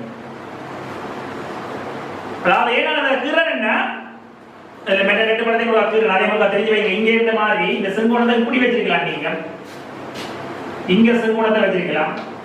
இப்படி 2 கதிர் வந்து பட்டிருந்தா இங்க என்ன நடந்திருக்கும் என்றால் இப்படி நடந்திருக்கும். பாருங்க, இப்படி படிச்சிருப்பீங்க. இங்க வந்த கதிர் இங்க வார கதிர் இங்கே வந்திருக்கும். ரெண்டுல இருந்து தலைகளா வந்திருப்பீங்க. இதே கோணத்தை மற்ற பக்கத்துக்கு காட்டி இருப்பீங்க. இங்க இது செங்கோணமா இருந்திருந்தா இப்படி வார கதிர் இங்க வந்திருக்கும். இங்க வார கதிர் இங்க வந்திருக்கும். ரெண்டுல இருந்து தலைகளா இருக்கும். இந்த 3 படத்தையும் உங்களுக்கு காப்பி பண்ணி வைங்க. தேவைப்படும் பாஸ்பேப்பர்ல 2-3 இடத்துல உங்களுக்கு தேவைப்படும். செங்கோண இருசமபக்க அரியத்தில் இந்த நிகழ்வுகள் நடக்கும். நீங்கள் அவசரப்பட்டு என்ன செய்வீங்க? எக்ஸாம் கொள்ள இது செங்கோண அரியம் செங்குத்தா வந்து படுகுது. இங்க வந்து ஈ என்ற விடைக்கு போடுவீங்க அவசரத்தில். இங்க அவதி கோணம் வந்து பாத்தீங்கன்னு சொன்னா கண்ணாடிக்கும் வலிக்குமானது கிட்டத்தட்ட 41 பாகை 42 அதாவது 42 பாகை அன்னிச்சதாக இருக்கும் நினைக்கிறேன். இது படுகோணம் 45ல வந்து படுகுது. எனவே உங்களுக்கு தெரியுது அது முறிவு சூட்டில தங்கி இருக்கிற அவதி கோணம் என்பது. அதாவது இப்ப இந்த கேள்வியை பொறுத்தவரையில உங்களுக்கு இந்த படங்களை பார்த்துட்டு நீங்க அந்த விடைக்கு போயிடக்கூடாது. இப்ப இந்த கேள்வியை பொறுத்தவரை என்ன நடக்குதுன்னு சொன்னா இந்த இடத்திலே நீங்க பாத்தீங்க என்றால் என்ன கோணத்துல வந்து படுது? 45 பாகையில படுது. இப்ப உங்களுக்கு தெரிய வேண்டும் இதனுடைய அவதி கோணம் 45 விட பெரிதா சிறிதா 45க்கு சமனானது தெரிஞ்சதுண்டா நாம இந்த பாதையை தீர்மானிக்கலாம். அவதி கோணம் 45 விட சிறிதாக இருந்தால் சீனுடைய பெருமன் பெரிது. அவதி கோணம் வந்து 45 வந்து பெருசா இருந்தாங்க. 45 பெரிது அவதி கோணமாக இருந்திருந்தால் என்ன நடந்திருக்கும்? 45 அவதி கோணத்தில் விட பெரிதாக இருந்திருந்தால் இந்த ஒளிக்கதிர் அவதி கோணத்தில் விட பெருசு, ஆகவே முழுவகத்தரிப்புக்குள்ளாகி இருக்கும். என்ற விலைக்கு போயிருப்பீங்க. இப்ப நாங்கள் தெரிய வேண்டியது அவதி கோணம் 45 விட பெருசா சிறிதான்னு பார்த்தோம்னா மாறி இருந்திருந்தால் அவதி கோணம் வந்து 45 விட பெருசாக இருந்திருந்தால் இந்த ஒளிக்கதிர் முழுவகத்தரிப்புக்கு உள்ளாகி இருக்காது. செவ்வனை அதாவது செவ்வன விலத்தி முறையும் இந்த திசையில வந்தது. சி என்ற விடை தெரிவது போல. அப்ப விடை தெரிவி எங்களுக்கு சிக்கும் சந்தர்ப்பம் இருக்குது, ஈக்கும் சந்தர்ப்பம் இருக்குது. 45 நிமிட அவதி கோணம் பெரிதாக இருந்திருந்தால் சி சரியா? அவதி கோணம் வந்து 45 நிமிடம் பெருசா இல்லை. 45 அவதி கோணத்தில் விட பெரிதாக இருந்தால் 45 பெரிது அவதி கோணமாக இருந்திருந்தால் முழுவகத்தரிப்பு உள்ளாக இருக்கும். இதனால் அவதி கோணத்தை காணப்படுது. இதுல அவதி கோணம் என்னன்னு பார்க்கிறேன். n sin c சமன் 1 sin c சமன் 1/1/4. ரைட், இதுதான் இந்த அவதி கோணம். அவதி கோணத்துக்குரிய சமன்பாடு sin c சமன் 1/1/4. இப்ப sin 45 எனக்கு தந்திருக்கிறார் 1/1/4 என்று தந்திருக்கிறார். இப்ப 1/4 1/4 என்றா பெரிது இவரா பெரிது? இவர் பெரிது. இவர் பெரிய மானதால பிரிக்கிறீங்க. அப்ப இவர் பெரிதண்டா sin c யா sin 45 பெரிது? sin c பெரிது. sin c பெரிதண்டா அவதி கோணம் பெரிது 45 விட பெரிது. அப்ப இங்க அவதி கோணத்திலும் விட பெரிதாக படுகோணம் படுத்தாதான் முழுவகத்தரிப்புக்குள்ளாகும். அவதி கோணம் வந்து 45 விட பெருசா இருக்குது. எனவே இந்த கல் வெளியில போகும், இங்க வராது, முழுவகத்தரிப்புக்கு உள்ளாகாது. 57வது வினாவுக்கு போவோம். ரைட், 57வது வினாவுக்கு போவோம். 57வது வினாவுக்கு போவோம். 2 கடத்திகள் இருக்குது, ஏற்றப்பட்டிருக்குது. AB என்ற 2 கடத்திகள் தரப்பட்டிருக்கு. A, B என்பன சம ஏற்றங்களை கொண்ட சீராக மின்னேற்றப்பட்ட கடத்தாத இரு சர்வ சமத்திண்ம கோளங்களாகும். அவற்றுக்கிடையே உள்ள தூரம் அவற்றின் ஆரை காட்டிலும் மிக பெரியது. X இலிருந்து Y-க்கு XY வழியே மின்புலச்செறி Vயின் மாறலை மிகச்சிறந்த முறையில் வகை குறிப்பது. இதை நீங்கள் எப்படி கருத வேண்டுமென்றா ஈர்ப்பு புலத்திலே ஈர்ப்பு புல வலிமை மாறுற மாதிரி கருதலாம். ஏதாவது ஈர்ப்பு புலத்தில் நீங்கள் படிச்சிருப்பீங்கள், இங்க திணிவு இருக்குது. இவருக்குள்ள ஈர்ப்பு புல வலிமை ஒரு திணிவுக்குள்ள கோளமேற்பரப்புக்குள்ள G proportional to R ஆக இருக்கும். கோளமேற்பரப்புக்கு வெளியில G proportional to 1/r². அதாவது உள்ளு ஏற்றம் வந்து நீங்கள் ஒரு கடத்தியாக இருந்திருந்தால் இதுக்கு வழங்கப்பட்ட ஏற்றம் முழுவதும் வெளிமேற்பரப்பில் வந்திருக்கும். ஆனா இங்க நீங்கள் வழங்கிய ஏற்றம் அந்தந்த இடத்துல இருக்கு. அப்ப நானும் விளக்கத்தை இன்னொரு சந்தர்ப்பத்தில் சொல்றேன். இப்ப நான் இந்த ஈர்ப்பு புலத்தில் இருக்கிற என்ன மாதிரி பார்க்கலாம், இவர மாதிரி கருதலாம், இந்த ஜிய மாதிரி கருதலாம். அப்ப இவருக்கு நான் விரவு விரந்தேன்னு சொன்னா எப்படி விரவ மாட்டா, மையத்தில் இருந்தாலும் தூரத்துக்கு இவர் தனியே இருந்திருந்தா என்ன நடந்திருக்கும், இந்த மேற்பரப்பு பெரும்பெரும்பரையும் இப்படி இருப்பீங்க. இவருக்கு தனியாக இருந்தீங்கன்னா என்ன நடந்திருக்கும், இப்படி இருப்பீங்க. 2 பேரையும் உண்டாக்கி விடுங்க. 2 பேரையும் உண்டாக்கினா கூட இருக்கா, 2வது படியாக நினைக்கிறேன், 2வது படியாக வந்திருக்கும். அதாவது காவலிகள் ஏற்றப்பட்ட கடத்திகளா இருந்தா ஏற்றம் முழுவதும் வெளிமேற்பரப்பு வந்து உள்ளுக்கு மின்புலத்தில் இருக்காது. இங்கே அப்படி இல்லை, உள்ளுக்கு ஏற்றம் இருக்குது. எனவே ஏற்றத்தின் பெருமல் எப்படி இருக்க வேண்டதை பாத்தீங்கன்னு சொன்னா உள்ளுக்கு நேர்ந்த சமயம் இருக்கும், தேர்ந்தாங்க மின்புலத்தில் இருக்குது. ரைட், விளங்கி இருக்க நினைக்கிறேன். 58வது கேள்விக்கு போறேன். இப்ப கொள்ளளவிகள் பற்றி கருதுகிற போது வினாவிலே 2 விதமா கதைப்பார். கேள்விகள்ல பாத்தீங்கன்னா கொள்ளளவிகளினுடைய கொள்ளளவத்தை பற்றி கருதுகிற போது ஒரு கொள்ளளவினுடைய கொள்ளளவம் என்பது சமாந்தர தட்டு கொள்ளளவினுடைய கொள்ளளவம் a epsilon naught over d. இதுக்குள்ள நீங்கள் ஒரு மின்னுடையத்தை புகுத்துவீங்களாக இருந்தால் அந்த நேரத்தில் இருக்கிற கொள்ளளவம் என்னது சமநிலையா இருக்கும்னா a epsilon naught epsilon r என்கில் d. Right on right. இந்த கொள்ளளவிகளுடைய சட்டங்களை நீங்கள் 2 விதமா இந்த கொள்ளளவிகளை கேள்விகளை சொல்லுகிற போது 2 விதமா கதைப்பார். ஒன்று தனியாக்கப்பட்ட கொள்ளளவிகள். தனியாக்கப்பட்ட கொள்ளளவிகள் என்ற கருத்து அந்த கொள்ளளவிலே இருக்கிற ஏற்றம் வெளியில போகாது அல்லது வெளியில இருந்து புதிதாக அந்த கொள்ளளவிகளே ஏற்றம் பெறாது. அதாவது லாக்டவுன் மாதிரி வெளியிலே போகலாது உள்ளுக்கும் பெறாது. அப்ப இதுல இருக்கிற ஏற்றம் மாறி அதாவது இப்படியான சந்தர்ப்பத்தில் என்ன செய்யணும்டா q சமன் c into b ல ஏற்றம் மாறாது என்று சொல்வீங்க. தனியாக்கப்பட்ட கொள்ளளவி என்றால் என்ற சொல்லு அங்க பெறமாக இருந்தால் அந்த கொள்ளளவிலே இருக்கிற ஏற்றத்தில் மாற்றம் இல்லை என்ற கோணத்தில் சிந்திக்க வேண்டும். ஒரு மின் சுற்றில் இணைக்கப்பட்டிருக்கிற கொள்ளளவி என்று சொல்லப்பட்டிருந்தால் ஒரு மின் சுற்றில் இணைக்கப்பட்டிருக்கிற கொள்ளளவி என்று சொன்னால் இந்த கொள்ளளவி குறுக்கே இருக்கிற அழுத்தம் மாறாது என்ற கோணத்தில் நீங்கள் சிந்திக்கணும். ரைட்டா? இவ்வளவு விஷயம் தெரிந்தால் இப்போதைக்கு போதும். நான் இப்ப கேள்விக்குள்ள போறேன். இப்ப கேள்விக்குள்ள போமாக இருந்தால் கேள்வி என்ன? ஒரு கொள்ளளவி இருக்குது, இதுல நேரேற்றப்பட்டிருக்குது, இங்க மறையேற்றப்பட்டிருக்குது, தனியாக்கப்பட்டிருக்குது. இப்ப இங்க இருந்து நீங்கள் ஒரு மின்னுளையத்தை உள்நோக்கி நகர்த்த போறீங்க, மாறாவதத்துல கொண்டு போக போறீங்க. சிறிய மின்னுளைய குச்சி ஒன்று உருவில் காட்டப்பட்டுள்ளவாறு தனியாக்கிய மின்னேற்றப்பட்ட சமாந்தர தட்டு கொள்ளளவி ஒன்றினுள் செலுத்தப்படுகிறது. மின்னுடைய குச்சி செல்லுகின்ற போது கொள்ளளவியை குறுக்கே உள்ள அழுத்த வித்தியாசம் V ஆனது நேரம் t உடன் மாறும் விதத்தை மிகச்சிறந்த முறையில் வகை குறிக்கிறது. உங்களுக்கு தெரிஞ்சது என்ன? q சமன் c into v. இங்க q மாறாது. கொள்ளளவு என்ன நடக்கும்? a epsilon naught into d into epsilon r.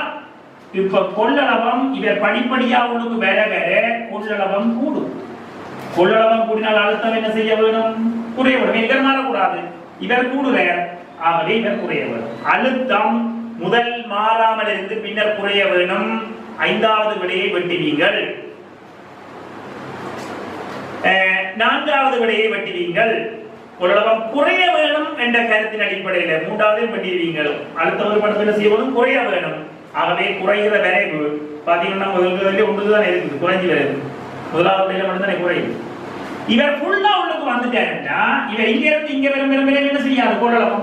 கொள்ளளவம் மாறாது. இவர் மாற மாட்டார். இவர் மாறாட்டி இவர் மாறக்கூடாது.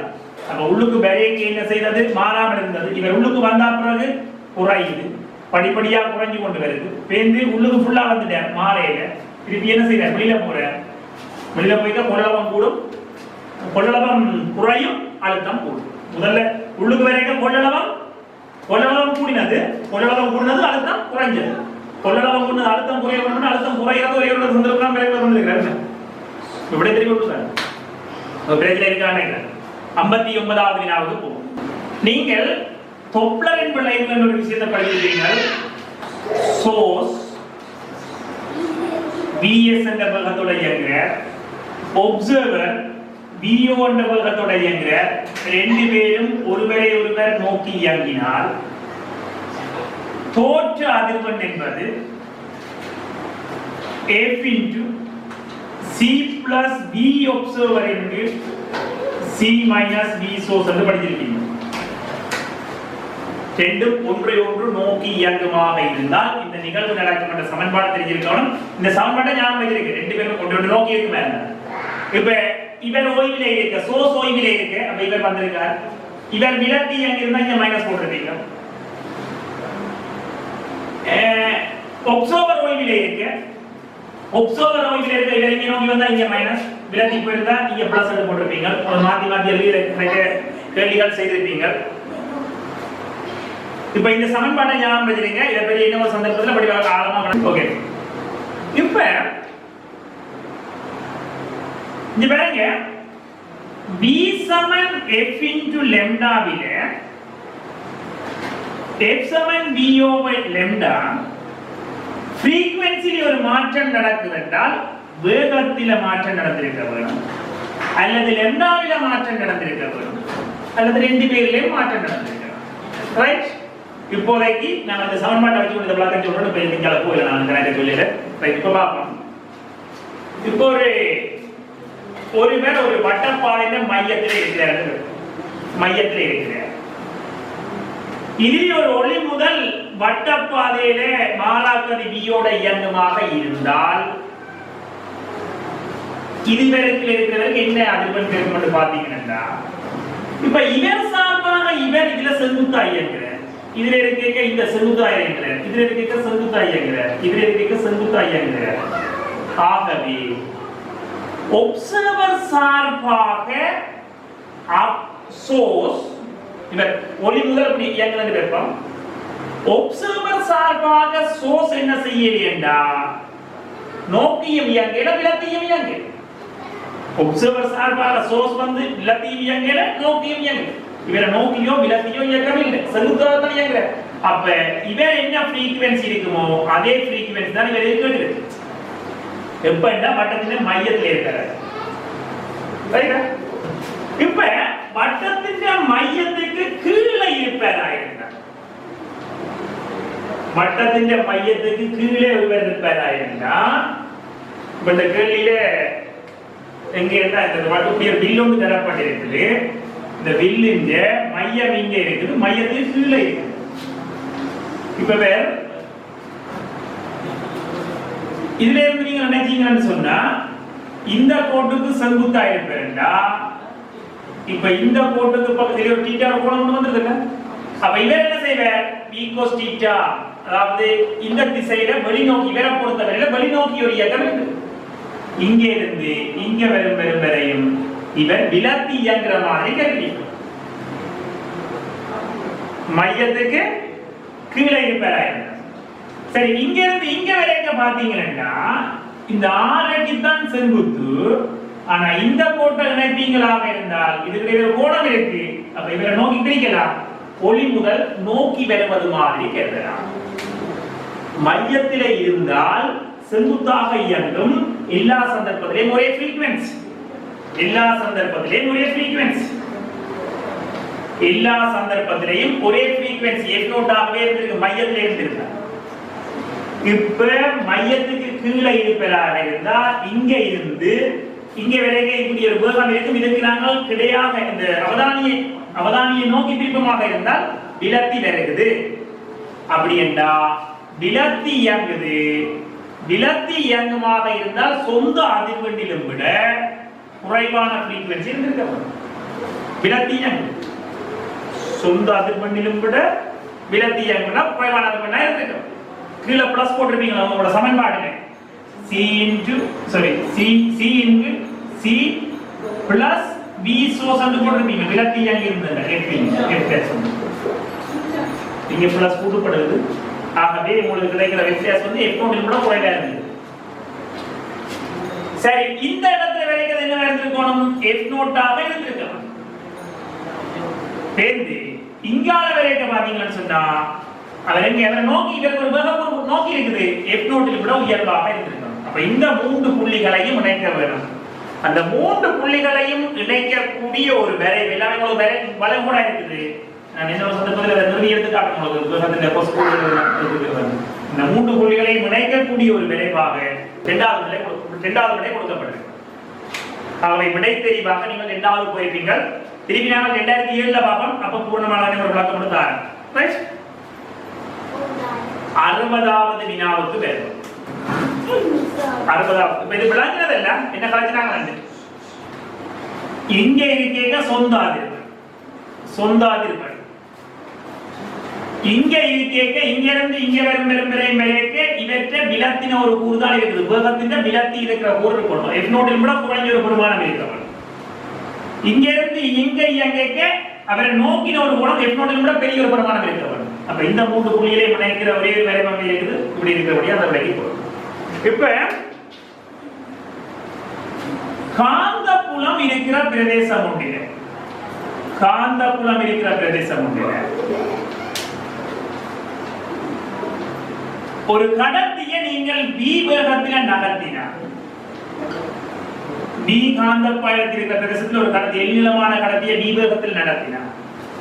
அதுல தூண்டப்பட்ட மின்னியக்க விசை என்னன்னு பார்த்தீங்கன்னு சொன்னா என்ன கருத வேணும் என்றா ஒரு செகண்ட் நேரத்தில் அவர் எத்தனை காந்த விசை கோட்டை வெட்டுகிறார் என்று பாருங்க. எல்நிலமான கடத்தி v வேகத்தில் போகுமாக இருந்தால் இவர் நகர்ந்த தூரம் v தூரம் போயிருக்கும் ஒரு செகண்ட். இதுக்குள்ள இருக்கிற எவ்வளவு காந்த விசை கோட்டை வெட்டி இருக்கு.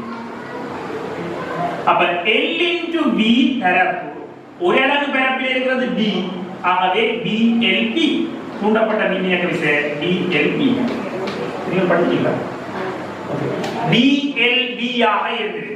VLB தூண்டப்பட்ட மின்னியக்க விசை. அதாவது காந்த விசை கோட்டை வெட்டுகிற நீளத்தை தான் நாங்கள் கருதுகிறோம். L நீளமான கடத்தில படிக்கொண்டு போகும். காந்த விசை கோட்டை வெட்டுகிற நீளத்தை தான் நாங்கள் கருதுகிறோம். இப்ப பாருங்க, உங்களுக்கு தரப்பட்டிருக்கிற படத்தை பாருங்க. ஒரு வட்ட கடத்தி இருக்கு, வட்ட பிரதேசம் இருக்கு, இதுக்கெல்லாம் காந்தப்புலம் இருக்கு. இப்ப நீங்கள் ஒரு கடத்தியை நீங்கள் நகர்த்துறீங்க v வேகத்தில். செண்டார் ஆரையுடைய இந்த மேக்ஸிமம் இது யார்? இந்த கடத்தியினுடைய மொத்த நீளமும் 10 ஆருக்கு தரப்பட்டிருக்கு.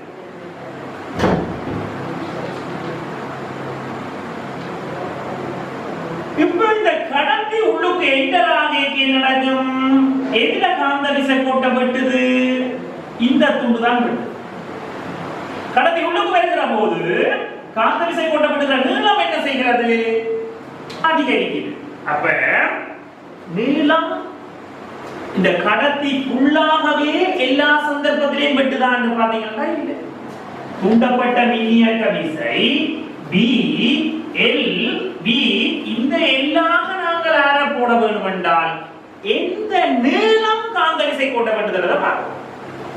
அப்ப நீங்கள் படிப்படியாக அதிகரிக்கிற போது இந்த நீளம் வந்து படிப்படியாக அதிகரிக்குது. B மாறையில E proportional to L. அப்ப L பாத்தீங்கன்னு சொன்னா இங்கே படிப்படியாக L அதிகரித்து கொண்டு வந்து 2 ஆருக்கு வரும். பேர் திருப்பி என்ன செய்யும்? படிப்படியாக குறைந்து வந்து பூஜ்ஜியத்துக்கு வரும். அப்ப அதிகரித்து சென்று பின்னர் பூஜ்ஜியத்துக்கு வர வேண்டும்.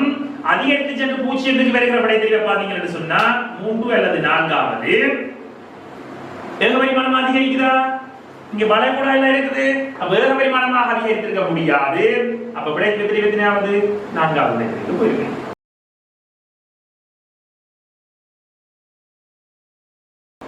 இந்த முதலாவது வீடியோ பார்த்தவர்கள் மற்றவர்களுக்கு தெரியப்படுத்துங்க. தயவு செய்து 2000ஆம் ஆண்டு பேப்பரை நீங்களாக சுயமாக ஒருக்கா மீண்டும் செய்யுங்க. செய்ததுக்கு அப்புறம் திருப்பி இந்த யூடியூப் வீடியோவுக்கு பாருங்க. பார்த்ததுக்கு அப்புறம் 2001ஆம் ஆண்டினுடைய முதல் 20 அல்லது 25 கேள்விகளோடு நாளை வாருங்கள். நீங்கள் சப்ஸ்கிரைப் பண்ணுவதனூடாக மற்றவர்களுக்கும் அதை தெரியப்படுத்துவதனூடாக எங்களை நீங்கள் மேலும் செம்மைப்படுத்துவீர்கள் என்று நம்புகிறோம். உங்களை செம்மைப்படுத்துவதற்காக நாங்கள் உங்களை தேடி வருகிறோம். நீங்கள் எம்மை செம்மைப்படுத்துவதற்காக சப்ஸ்கிரைப் பண்ணுங்கள், லைக் பண்ணுங்க, ஃப்ரெண்ட்ஸுக்கு தெரியப்படுத்துங்க. ரைட். மேலதிகமாக ஸ்ட்ரக்சர் கேள்வியிலே 2000ஆம் ஆண்டில் இருக்கிற இந்த ஆவியாதலின் தன்மறை வெப்பத்தை துணிகிற பிராக்டிக்கல் இருந்தால் படித்து வையுங்கள். சந்தர்ப்பம் வருகிற போது அதை பற்றி கதைப்போம். ஏனென்றால் இந்த ஆண்டு எதிர்பார்க்கிற வினாவிலே அதுவும் ஒன்று. ஏன் சொல்றோம் என்று பாத்தீங்கன்னா 2015ஆம் ஆண்டில் நீங்கள் பேப்பரை பாத்தீங்கன்னா என்ன கேள்வி வந்தது? 2015ஆம் ஆண்டுல 3வது ஸ்ட்ரக்சர் கேள்வி என்ன வந்தது? ஞாபகம் இருக்கா? மாறா கனவளவில வச்சுக்கொண்டு அமுக்கத்தை மாத்துற செயல்முறை வந்தது. 2014ஆம் ஆண்டு பாத்தீங்கன்னு சொன்னா என்ன கேள்வி வந்தது? பனிபடகுல சம்பந்தமா காட்டியிருக்காங்க. 2017ஆம் ஆண்டு என்ன கேள்வி வந்தது? நியூட்டனுடைய கூடுதல் விதி வந்தது. 2018ஆம் ஆண்டு திருப்பி போயிலின் விதி வந்தது. 2019ஆம் ஆண்டு உங்களுக்கு சேலின் விளைவு வந்தது. ரைட். நீங்க பாசிபிள் பாருங்க தட்டி இந்த விடயங்கள் இருக்கு.